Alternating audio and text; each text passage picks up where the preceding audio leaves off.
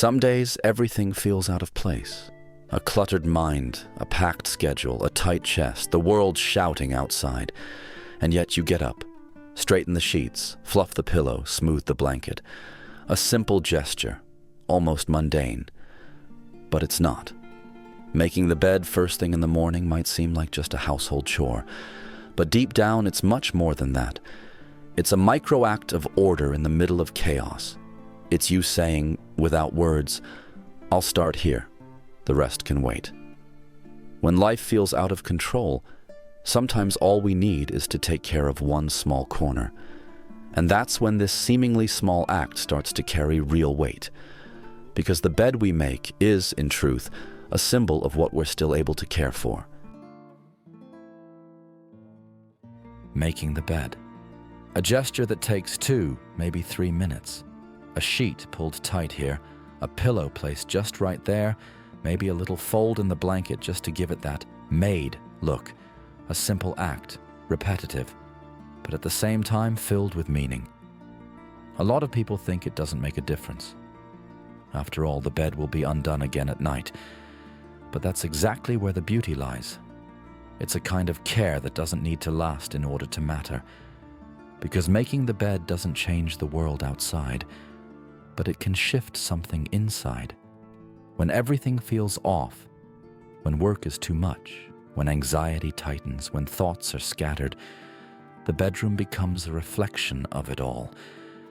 And if there's one thing that clearly reveals how we're doing inside, it's the bed. It shows if we were in a rush, if we slept well, if we ran out the door, if we didn't have the energy to even try.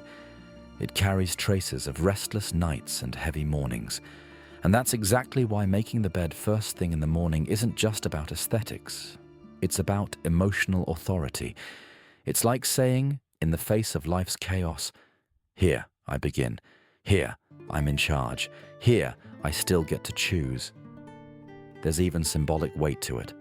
The bedroom, for many, is the most intimate place in the house, and the bed is the heart of that space. Starting the day by tending to that center is a way of affirming presence, of declaring intention, not to the world, but to yourself. And more than that, it's one of the few actions with a clear beginning, middle, and end.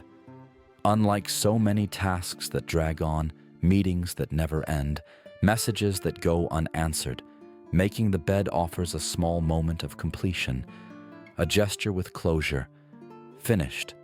And that, in itself, already brings a sense of real control.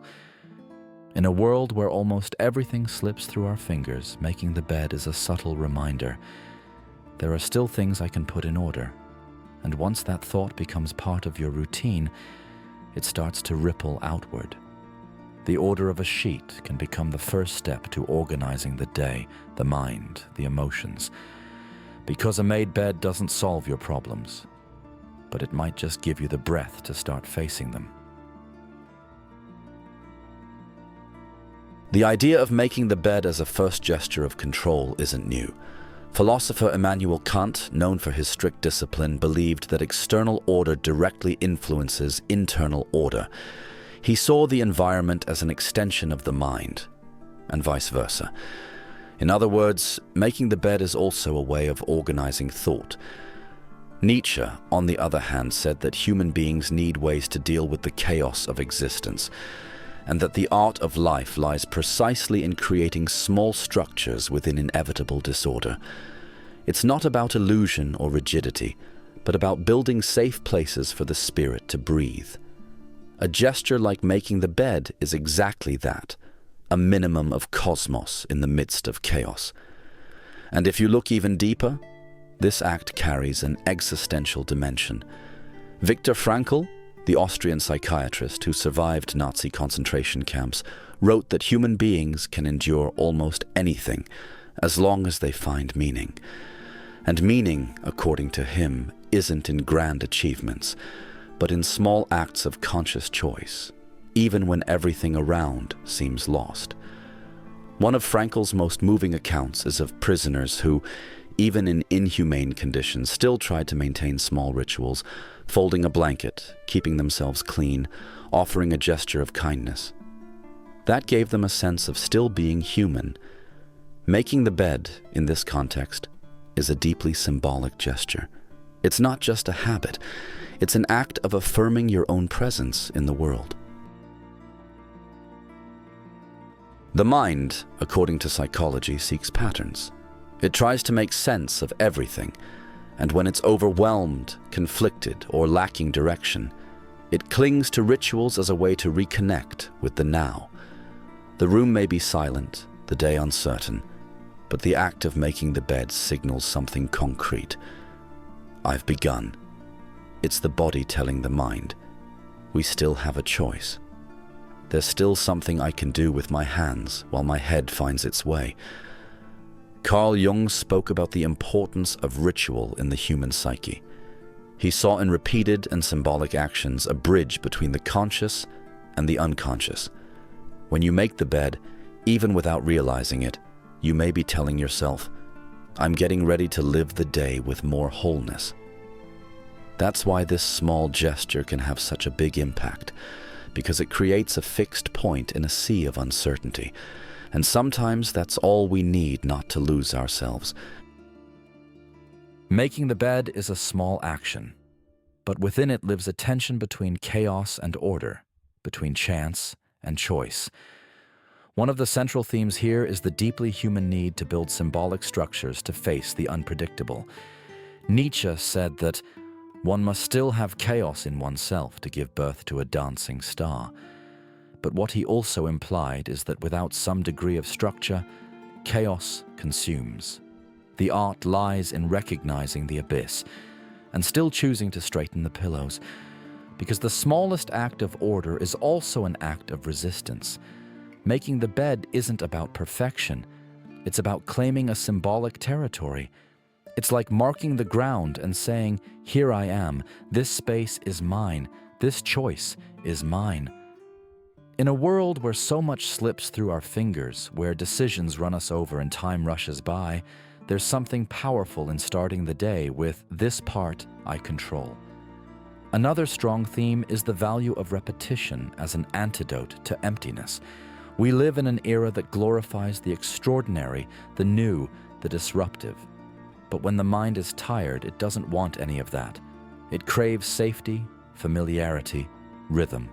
And a bed made every day, even in the exact same way, fast becomes a quiet anchor. It teaches us that not everything needs to be remarkable. Some things just need to be done with intention. Simone Weil, the French philosopher, said that true attention is a form of prayer. In that sense, making the bed, when done with awareness, is also a form of pure presence. You fold, you smooth, you align, and for a moment, you are fully there. Not in the past, not in the future, here. It's a gesture that also brings us face to face with a beautiful paradox. You make the bed knowing you'll undo it. And still, you do it. Just like life, like love, like almost everything that matters. And maybe that's why, at its core, making the bed is a daily act of care. Not just for the room, but for the person who lives in it. A quiet reminder that even when everything seems to be falling apart, we can still begin the day with a small gesture of self-respect. Maybe making the bed won't fix your life, but maybe it'll fix your day. And sometimes that's more than enough. The idea here isn't to romanticize routine or turn a stretched sheet into a magical solution. It's about recognizing that, in the face of so much uncertainty, the small gestures are often all we have to begin. And that beginning with intention, even in something simple, shifts the tone of everything that follows. When you make the bed, you're doing more than arranging fabric. You're telling yourself, even if the day is confusing, I started with clarity. Even if I feel lost, I'm claiming a part of myself. And that matters, because the mess of life can't always be solved through immediate action, but it can be navigated with presence. And a bed made first thing in the morning is a quiet gesture of presence. If you're going through hard days, start there. If you're doing well, keep the ritual as a form of care. And if you forget one day, That's okay. It's not about rigidity, it's about awareness. What matters isn't the smoothed out sheet. It's what it represents. It's what you're trying to rebuild, even slowly. You don't make the bed just to sleep better at night. You make the bed because you're rehearsing a more livable inner world, a place where, even in the middle of chaos, there's a corner of order, of choice, of respect. And if everything feels like too much, just look at the bed and remember, I don't need to handle everything right now. I just need to start here,